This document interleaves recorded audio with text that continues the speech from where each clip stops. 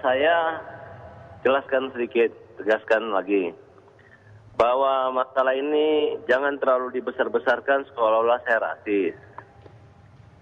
Yang berkembang itu seolah-olah saya mengatakan dasar Cina. Padahal enggak, saya hanya bilang dasar Ahok. Kemudian mengenai... mengenai kenapa saya mengatakan tulisan Twitter seperti itu, karena memang Pak Ahok awalnya protes bahwa Polri jual beli plat nomor. Di situ saya menganggap dia kan sudah wakil gubernur. Kebetulan pemilu 2012 kemarin kan saya memilih Ahok gitu sebagai wakil gubernur Jakarta. Saya nggak mikir ketika saya mengatakan apapun platnya tetap Cina, kemudian ada yang komplain, bukan Ahok loh. Saya sudah minta maaf duluan, melalui Twitter kan ada tulisan itu. Mohon maaf, Anda tidak sensitif dan selamat berkarya lagi buat Jakarta. Tiba-tiba Pak Anton Medan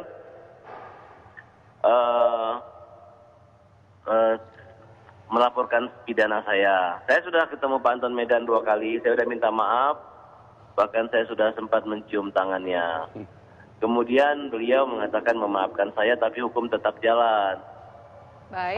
Di sini saya minta juga Pak Anton Medan, tolong dibedakan ketika Pak Anton pernah diludahin orang, dituduh mencuri, kemudian Bapak membunuh orang gara-gara Cina, itu berbeda dengan kasus saya. Saya tidak ada kaitan dengan Pak Anton atau orang-orang Tionghoa Indonesia lainnya. Tapi sakit hatinya Bang Anton Medan tuh karena ya ada rasis itu, begitu loh Bang Farhat. Ya tidak ada niat kalau rasis itu, kalau ada niatnya menghina orang Cina atau turunannya. Lagi pula selama ini saya mengetahui, saya terus terang masih awam masalah Tionghoa dengan Cina. Karena istilah nama Cina ini kan kayak kuburan Cina. Hadis Rasul juga mengatakan bahwa kejarlah ilmu sampai negeri Cina, ya kan? Dan kedua, saya tidak pernah mengatakan bahwa Wagub itu kalau disebut Cina, dia adalah bukan warga atau orang Indonesia asli, tidak pernah bilang seperti itu. Baik, Bang Farhat. Kemudian saya minta kepada Polda Metro Jaya, saya sudah ketemu dengan penyidik, Pak Wakil Direktur, Pak Kapolda, saya bilang tolonglah, saya nggak ada niat macam-macam di sini, kalau bisa dimediasi pada kesempatan ini, apalagi Pak Anton Medan kan adalah tokoh Muslim gitu. Masa orang lain aja bisa minta maaf, masa kita nggak bisa damai seperti itu? Ya sebenarnya kan sudah jelas, Pak Anton Medan mengatakan tadi bukan urusan saya dengan beliau. Kemudian dia sudah memaafkan dan saya sudah minta maaf dari awal kan. Hanya dia mencontohkan bahwa Nabi Muhammad kalau Fatimah mencuri akan potong tangannya.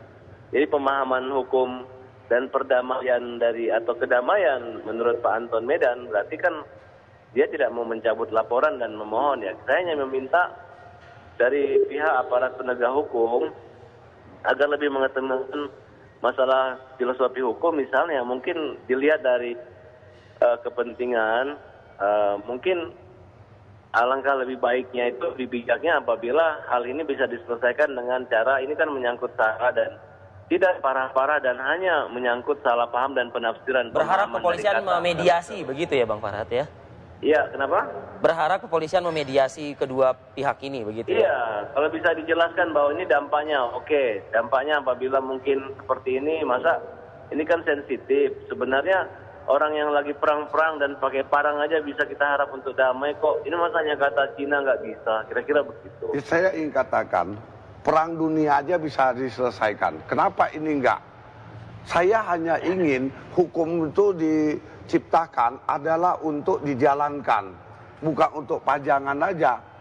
Dia minta tolong ke Ahok supaya turun tangan, minta Kapolda, Presiden juga minta turun tangan. Seorang praktisi hukum juga. Nah, dia seorang praktisi hukum, dia harus tahu Pelita Sari itu persoalan kecil pun ditahan. Kenapa Farhat nggak ditahan?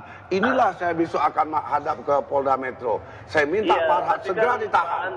Pak Anton Medan ini kan dalam hati ngomong begini kan bijak, tapi ngomong di koran minta ditahan itu kan memang bukan hanya untuk pembelajaran, memang ada rasa kebencian gitu mas saya.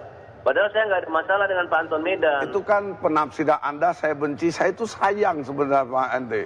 Jadi ini jadikanlah pelajaran untuk Anda supaya jadi pengacara lebih dewasa ke depan.